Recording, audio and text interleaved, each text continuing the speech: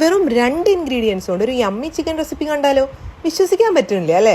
ഞാൻ എടുത്തിട്ടുള്ളത് 1 kilo chicken, അതിലേക്ക് 4 ടീസ്പൂൺ മുളക് പൊടി, പിന്നെ ഒരു 1/2 കിലോയോളം ചെറിയ ഉള്ളി.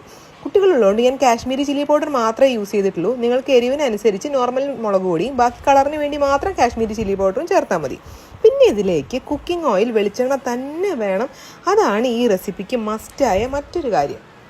അതും എനിക്ക് ഗ്രീൻ വാലി വെളിച്ചെണ്ണ തന്നെ വേണം. കഴിഞ്ഞ ഒരു 12 വർഷമായിട്ട് ഞാൻ ഗ്രീൻ വാലി കോക്കനട്ട് ഓയിൽ മാത്രമേ യൂസ് ചെയ്തിട്ടുള്ളൂ. ഒട്ടും കലർപ്പില്ലാത്ത ബെസ്റ്റ് ക്വാളിറ്റി വെളിച്ചെണ്ണ ഏതാണെന്ന് എന്നോട് ചോദിച്ചാൽ എനിക്ക് ഒറ്റ ഉത്തരേ ഉള്ളൂ, ഗ്രീൻ വാലി. എണ്ണ ചൂടായ ശേഷം മുളക് പൊടി ഇടുക. അതിൻ്റെ പച്ചമണം വിട്ട ശേഷം ചോപ്പ് ചെയ്ത് വെച്ച് ചെറിയ ഉള്ളി ആഡ് ചെയ്യുക. വഴറ്റേണ്ട ആവശ്യമൊന്നുമില്ല. ചിക്കൻ കൂടെ ചേർക്കുക, ആവശ്യത്തിന് ഉപ്പ്, കുറച്ച് കരിവേപ്പില കൂടെ ആഡ് ചെയ്ത് നന്നായി ഇളക്കി യോജിപ്പിച്ച ശേഷം മീഡിയം ഫ്ലെയിമിലിട്ടിട്ട് അടച്ച് വെച്ച് കുക്ക് ചെയ്യുക. അതേ നോക്കിയേ, ഒരു ഫ്രഷ് ബോട്ടിലെ ഇത്രയും വെളിച്ചെണ്ണ മാത്രമേ ഞാൻ യൂസ് ചെയ്തിട്ടുള്ളൂ കേട്ടോ.